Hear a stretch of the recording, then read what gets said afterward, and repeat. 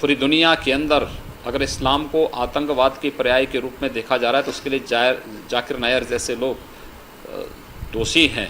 उसके लिए जाकिर नायर जैसे लोग दोषी हैं। It is prohibited. कोई भी सुसाइड बॉम्बिंग में अगर एक भी बेगुनाह इंसान मारा जाता है, ये बड़ा गुनाह है। इस्लाम में दूसरे नंबर पे आता है, शिर्क के बाद।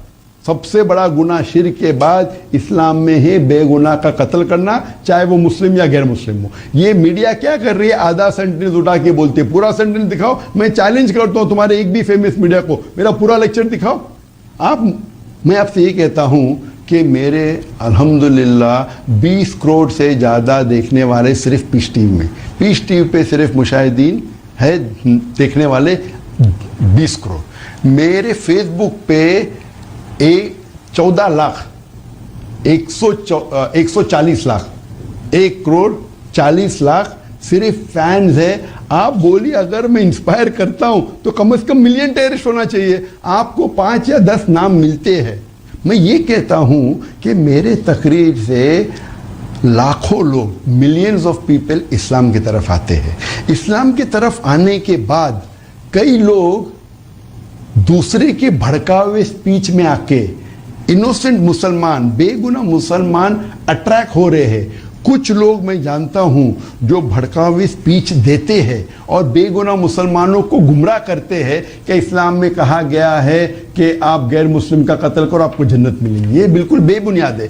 तो उनसे मुतासिर होके मैं ये नहीं कह सकता हूं कि जितने मेरे फैन हैं 100% मुझे मानते, कुछ 80% मानते, कुछ 60% मानते, कुछ 20% मानते। तो इस्लाम के करीब लेके आने के बाद वो दूसरे लोग के तकरीर से मुतासिर होकर अगर गलत काम करते तो मुझे थोड़ी दोषी कह सकते डरेंगे। तो ये कहना कि सिर्फ मुसलमान ही आतंकवादी हमले कर सकता है, ये बिल्कुल गलत है। आप कहते 100%, ये बिल्कुल मानने को तैयार नहीं हो सकता है मुसलमान कर सकते, तो क्यों मुसलमान को ही टारगेट किया जा रहा है?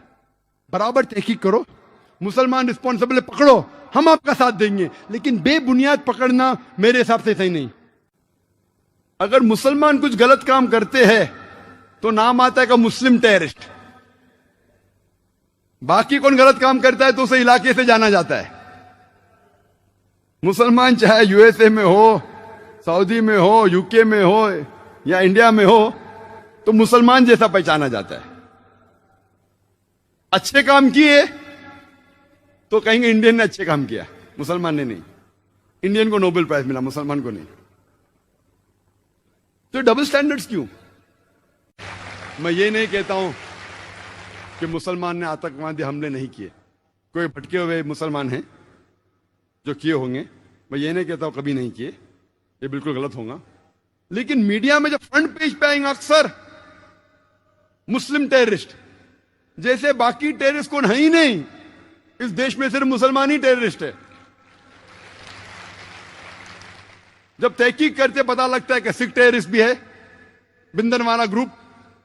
और ये सिख टेररिस्ट ने 5 जून सन 1984 में उनने गोल्डन टेम्पल को कब्जा किया।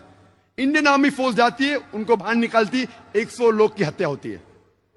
उसके चंद महीने बाद 31 अक्टूबर सन 1984 में उस टाइम के प्रधानमंत्री राजीव गांधी की माता श्रीमती इंदिरा गांधी की हत्या होती है।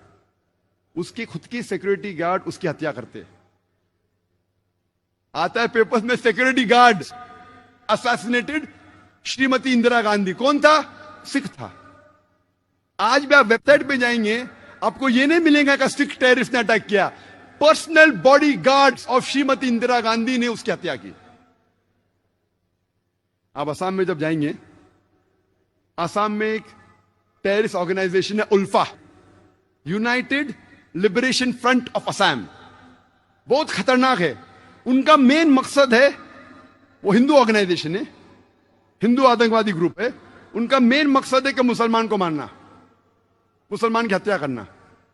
और आपको पता है कि चंद सालों में उल्फा, सिर्फ उल्फा ने, ये 2 साल के पहले का स्टैटिस्टिक्स है, अभी अपडेट नहीं किया हूं मैं, 2006 तक के उल्फा ने 749 टेररिस्ट अटैक्स किए.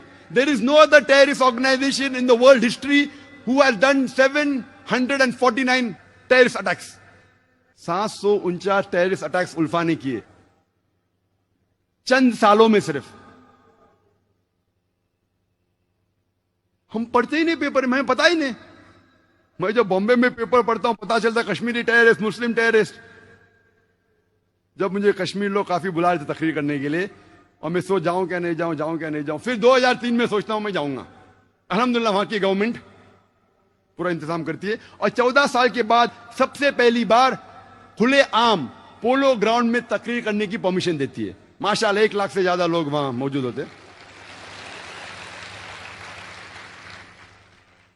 मैं सोच रहा था मैं जाऊं क्या नहीं जाऊं. हालात बुरे हैं. मौत का तो डर नहीं अल्हम्दुलिल्लाह अल्लाह के काम के लिए. बस सोच रहा था अच्छी फिजा है कहने गया मैं. फौरन गवर्नमेंट ने मुझे 2 पुलिस ऑफिसर दिए स्टैंड गन के साथ. मैं वहां गया, तकरीर किया, चीफ मिनिस्टर से मिला, गवर्नर ने मुझे बुलाया डिनर के लिए, ब्रेकफास्ट के लिए, काफी मिनिस्टरों से मिला. हालात तो लग रहे थे लेकिन मुझे कुछ महसूस नहीं हुआ कि 2 बॉडीगार्ड्स की जरूरत थी. चंद महीने बाद मैं जाता हूं आसाम में. एयरपोर्ट पे उतरता हूं, उतरते ही 4 पुलिसमैन स्टैंड गन के साथ. 4 पुलिस आसाम में क्या जरूरत है? आसाम में 4 पुलिसमैन, वो भी स्टैंड गन के साथ, क्या जरूरत है? जब मैं सड़कों पे निकलता हूं, एयरपोर्ट से दूर जाता हूं, फिर एहसास हुआ मुझे 3 दिन बाद कि अगर ये 4 पुलिस अफसर मेरे साथ नहीं होते थे तो शायद मैं आज नहीं होता था यहां. हमें तो पता ही नहीं आसाम की हालत क्या है.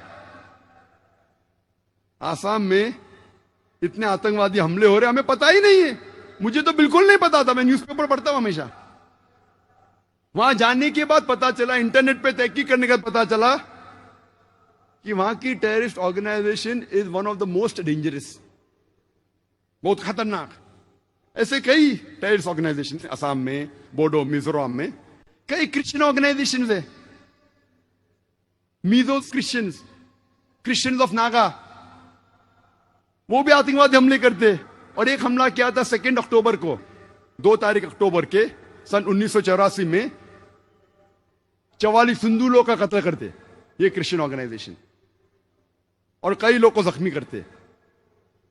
खाली क्रिश्चियन लोग ने कितने हमले किए हिंदुस्तान में वक्त नहीं है क्योंकि 10 बजे तकरीर